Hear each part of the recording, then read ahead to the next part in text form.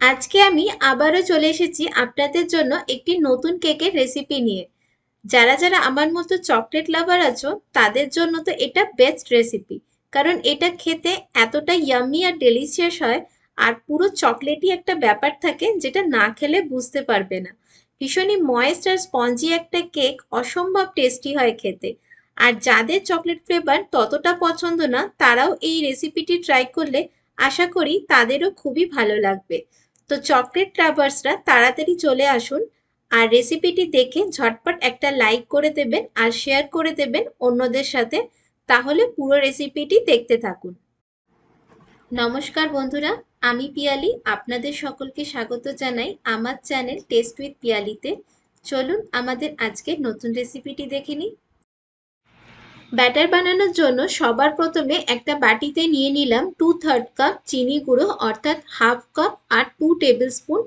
তার সাথে 1/3 কাপ নিয়েছি টক দই। দইয়ের বদলে দুটো ডিম ব্যবহার করতে পারেন। আর 1/4 কাপ রিফাইন্ড তেল। এবার এগুলোকে একসাথে ভালোভাবে বিট করে নিতে হবে যতক্ষণ না মিশ্রণটা একদম ক্রিমি হয়ে যায় আর বেশ ফ্রদি হয়ে ওঠে। তারপর এর মধ্যে অ্যাড করলাম ফ্লেভারের জন্য 1/4 টিস্পুন চকলেট এসেন্স।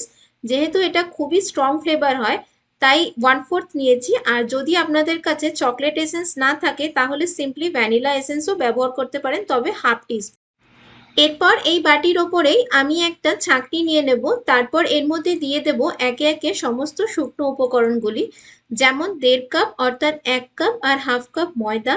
যেহেতু 1.5 কাপ ময়দা নিয়েছি তাই নিতে হবে 1.5 টিস্পুন বেকিং পাউডার অর্থাৎ 1 টিস্পুন আর হাফ টিস্পুন। আর নিয়েছি হাফ টিস্পুন বেকিং সোডা আর 3 টেবিল স্পুন কোকোয়া পাউডার। এটা ডাচ প্রসেসড কোকোয়া পাউডার, তাই একটু বেশি ডার্ক আর ইন্টেন্স হয়।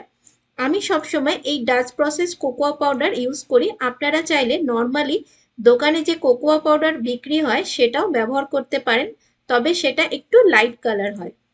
তো শুকনো উপকরণগুলো চেলে নিয়েছি। এবার এর মধ্যে দিয়ে দেব হাফ কাপ দুধ, যেটা কিনা আগে থেকে জাল দিয়ে ঠান্ডা করে নিয়েছি রুম টেম্পারেচারে।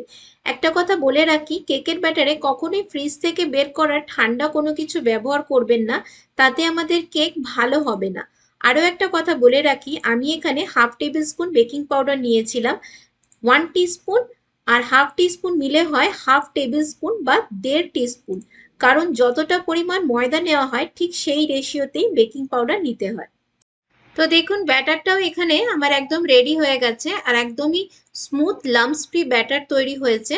ঠিক পারফেক্ট কনসিস্টেন্সি হয়েছে ব্যাটারটা, না বেশি ঘন না বেশি পাতলা। কেকটা যেহেতু আগেই বলেছি খুবই চকলেটি হবে, তাই ব্যাটারের মধ্যে অ্যাড করলাম 2 টেবিল স্পুন চকো চিপস, যেটা এর ফ্লেভারকে আরো এনহ্যান্স করবে।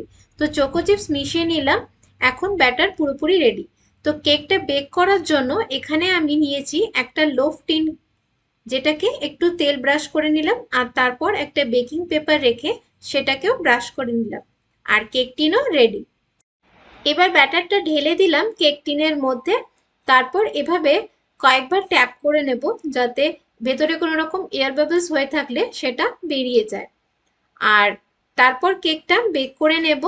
আর আমি এটাকে কড়াইতে বেক করছি, আর তার জন্য কড়াইটা আগে থেকেই গরম করে নিয়েছি 5 মিনিটের জন্য।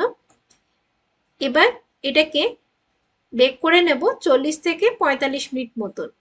তো 45 মিনিট হয়ে গেছে আর কেকটা দেখে মনে হচ্ছে ঠিকঠাক বেক হয়েই গেছে, তাও এটাকে একবার একটু চেক করে দেখে নেওয়া যাক। তো আমি এভাবে একটা কাঠি ইনসার্ট করেছি। এই দেখুন, কাঠিটা একদমই ক্লিন এসেছে। তো এবার কেকটাকে আমি কড়াই থেকে বের করে নিয়েছি, কিন্তু এখনই কেকটা ঠান্ডা করব না। কেকটা গরম থাকতে থাকতেই বের করে নিলাম কেক টিন থেকে।